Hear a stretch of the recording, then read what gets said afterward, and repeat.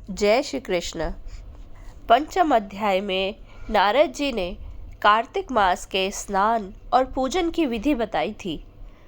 इसी कड़ी में छठे अध्याय में नारद जी बोले, 2 घड़ी रात रह जाए तो उठकर तिल, कुशा, अक्षत, फूल, धूप, दीप आदि को लेकर पवित्र होकर किसी नदी, तालाब, कुएं आदि पर जाएं।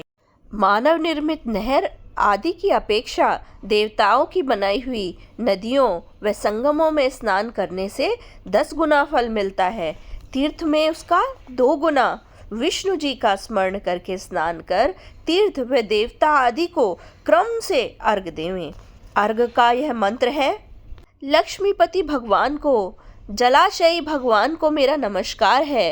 हे ऋषिकेश, इस मेरे अर्घ को ग्रहण करिए, आपको नमस्कार है। बैकुंठ में, प्रयाग में अथवा बद्री का आश्रम में, जहाँ मुनि, वेद और यज्ञ आदि सहित जहाँ 3 प्रकार से विष्णु ने पद स्थापित किए, वहाँ सब देवता हमारी रक्षा करें।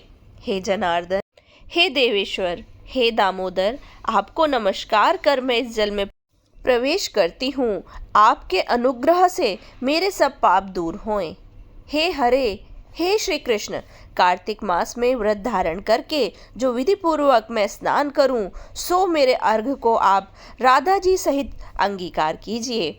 भागीरथी, विष्णु, शिव, सूर्य आदि को स्मरण करके जल में घुसें और नाभि पर्यंत जल में घुसकर विधि पूर्वक स्नान करें।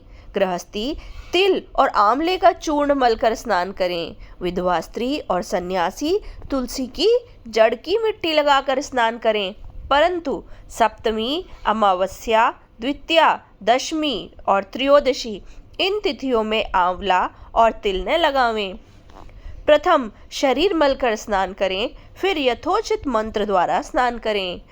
स्नान मंत्र भक्ति भावना से जिन प्रभु ने देवताओं के कार्य के निमित्त रूप धारण किया था, वे कृपा करके मुझे पवित्र करें।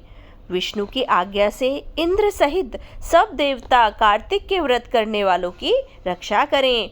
बीज रहस्य और यज्ञ सहित सब वेद मंत्र तथा कश्यप आदि सब मुनि और देवता मुझे पवित्र करें।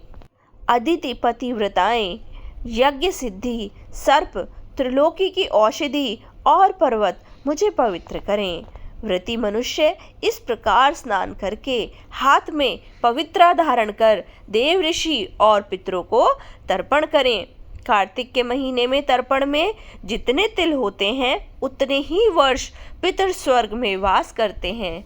तदनंतर जल में से निकलकर पवित्र वस्त्रों का हरि भगवान का अर्चन करें। तीर्थों और देवताओं को स्मरण करके भक्ति पूर्वक गंध, पुष्प और फलों से अर्घ्य प्रदान करें। अर्घ्य मंत्र, विधि पूर्वक कार्तिक मास में स्नान करता हूँ, सो मेरे दिए हुए अर्घ्य को राधिका सहित ग्रहण कीजिए। तब वेद पाठी स्वकर्म करने वाले ब्राह्मणों का पूजन करें।